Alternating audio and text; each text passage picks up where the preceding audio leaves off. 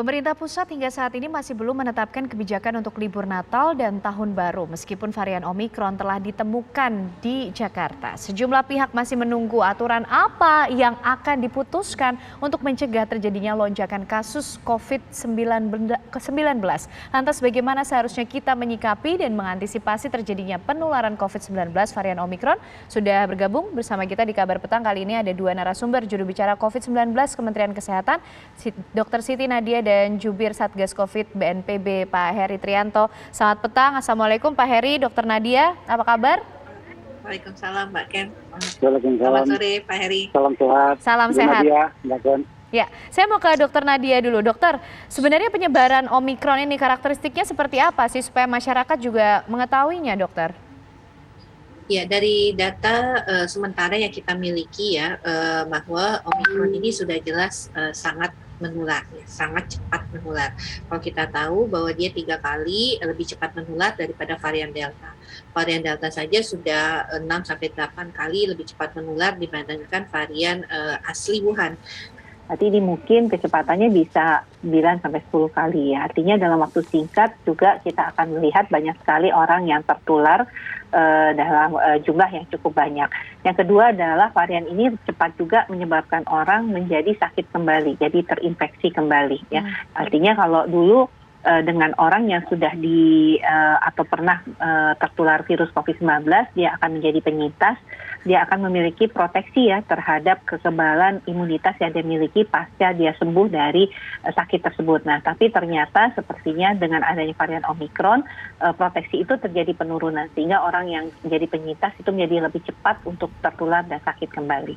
Oke, dokter, pemeriksaan atau cara mendeteksi varian Omikron ini apakah sama metodenya seperti varian-varian sebelumnya, dokter? Iya, jadi pemeriksaan varian COVID-19 ini memang merupakan pemeriksaan yang khusus ya, artinya bukan suatu pemeriksaan rutin seperti pada pemeriksaan PCR baik swab maupun antigen. Jadi umumnya kalau kemudian kita sudah mendapatkan hasil pemeriksaan PCR yang positif ya, karena fungsi daripada pemeriksaan PCR baik swab dengan antigen itu hanya mengenali virus COVID-19. Tapi dia tidak mengenali jenis virus ini varian yang mana.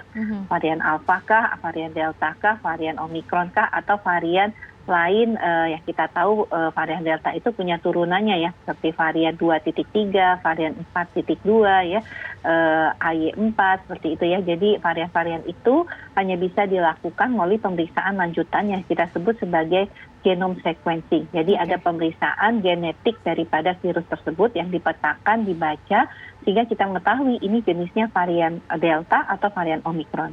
Oke, laporan data yang sudah dimiliki oleh Kementerian Kesehatan sampai saat ini sudah berapa yang terdeteksi varian Omikron, dokter, di Indonesia?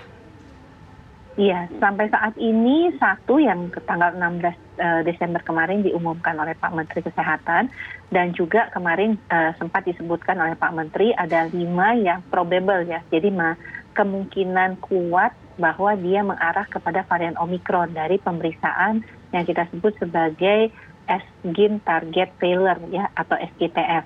Nah, dari 5 kasus probable tadi, itu 2 kita ketahui hari ini sudah confirm bahwa dia adalah kasus dengan varian Omikron. Jadi total sekarang kita melaporkan Indonesia di G-State itu ada 3 kasus Omikron.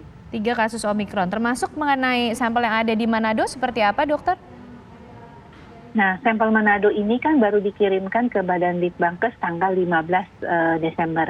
Jadi kemungkinan sekitar 5 hari lagi kurang lebih kita akan mendapatkan hasilnya. Mungkin bisa lebih cepat ya kalau kemudian tidak ada kesulitan dalam membaca spesimennya. Jadi rata-rata pemeriksaan whole genome sequencing ini adalah 3-5 hari.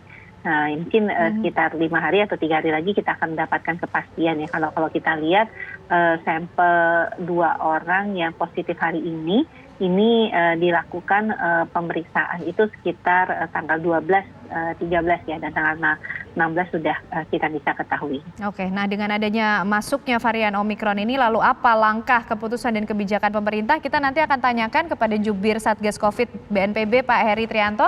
Tapi usai jeda, pemirsa, kami masih akan kembali hadir untuk Anda. Masih bersama kami di Kabar Petang pemirsa dan saatnya kami akan ajak Anda berbincang dengan Kabid Komunikasi Publik Satgas COVID-19 Pak Heri Trianto. Pak Heri, dengan ditemukannya varian Omikron di Indonesia mendekati juga libur Nataru, apa keputusan dan kebijakan yang diambil pemerintah, Pak? Ya, keputusan finalnya tentu akan kita lihat 1 atau 2 hari ke depan, terutama hari Senin ada rapat kabinet, biasanya itu ada keputusan-keputusan penting. Tetapi rasanya dengan sejumlah perangkat regulasi yang ada sekarang, kalau kita jalankan secara konsisten, itu masih cukup memadai untuk melakukan screening terhadap masuknya varian baru Omikron ini ke dalam negeri, gitu, dari pelaku perjalanan luar negeri. Tetapi yang di dalam negeri tentu saja dengan masuknya varian baru ini harus membuat kita semakin waspada. COVID itu tidak sekedar masih ada, tetapi juga ada varian baru yang siap menyebar dengan tingkat penularan yang jauh lebih tinggi. Tentu saja ini memerlukan kehati-hatian dan permakluman masyarakat untuk menjaga diri dengan protokol kesehatan. Kemudian tentu saja mengurangi mobilitas, apalagi di menjelang tahun baru ini umumnya ada 11 juta juga masyarakat yang akan bepergian. Mudah-mudahan ini menjadi peringatan bersama untuk menambah kewaspadaan kita agar kita tidak harus berhadapan dengan gelombang ketiga penularan COVID yang kemudian juga diperparah dengan masuknya varian baru dengan penularan yang lebih cepat. Okay. Karena kalau berdasarkan catatan kita kan waktu varian Delta itu masuk pada Idul Fitri itu kejadiannya juga sama. Kasusnya sedang melandai, kemudian meningkat dengan pesat pada bulan Juli sampai awal Agustus. Oke, nah bagaimana bentuk kebijakannya kira-kira nanti Pak? Apakah akan ada penyekatan, penerapan ganjil genap, atau pengetatan persyaratan perjalanan, Pak Heri? Ya, syarat perjalanan sudah cukup ketat, di mana yang boleh bepergian harus sudah divaksin 2 kali dan melakukan antigen negatif ya, 1 kali 24 jam. Nah ini yang terus akan kita pantau dan sejumlah daerah berdasarkan sejumlah rapat koordinasi sudah mempersiapkan diri menjaga pintu-pintu perbatasannya, mengaktifkan posko PPKM mikro di tingkat RT, RW dan kelurahan sehingga pengawasan mobilitas masyarakat ini bisa kita lakukan secara lebih efektif. Oke, akankah akan ada poin-poin perubahan dalam kebijakan menyikapi varian Omikron ini? Tapi dijawab nanti Pak Heri, Bu Siti Nadia, kita akan ikuti kumandang azan maghrib dulu untuk wilayah DKI Jakarta dan sekitarnya. Selamat menjalankan ibadah salat maghrib pemirsa bagi Anda yang berada di wilayah DKI Jakarta dan sekitarnya. Kita akan kembali ke Dr. Nadia dan juga Pak Heri. Dr. Nadia, mungkin saran yang bisa disampaikan dokter atas keputusan dan kebijakan nanti menyikapi varian Omikron yang sudah masuk terdeteksi di Indonesia mendekati libur Nataru juga? Iya, yang pasti kita berharap tentunya jangan sampai kita menemukan kembali ya kasus Omikron ini.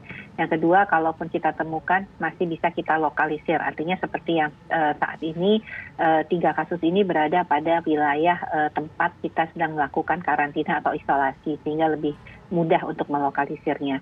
Tapi yang paling penting adalah kita berharap tidak ada lagi kemudian upaya-upaya diskresi yang tentunya upaya-upaya diskresi daripada karantina ya yang kemudian tidak dilakukan dengan bertanggung jawab, yang tidak dilakukan dengan tidak bertanggung jawab ya. Artinya kemudian sudah diberikan dispensasi untuk karantina mandiri tapi kemudian tidak betul-betul melakukan karantina mandiri karena kita tahu karantina mandiri itu adalah benar-benar artinya kita tidak melakukan kegiatan apapun terpisah dari orang lain.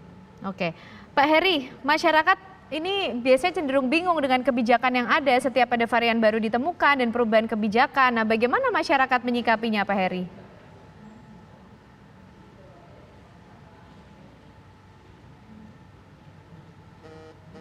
Baik, Pak Heri, kami belum bisa mendengar suara Pak Heri. Ya, mohon maaf.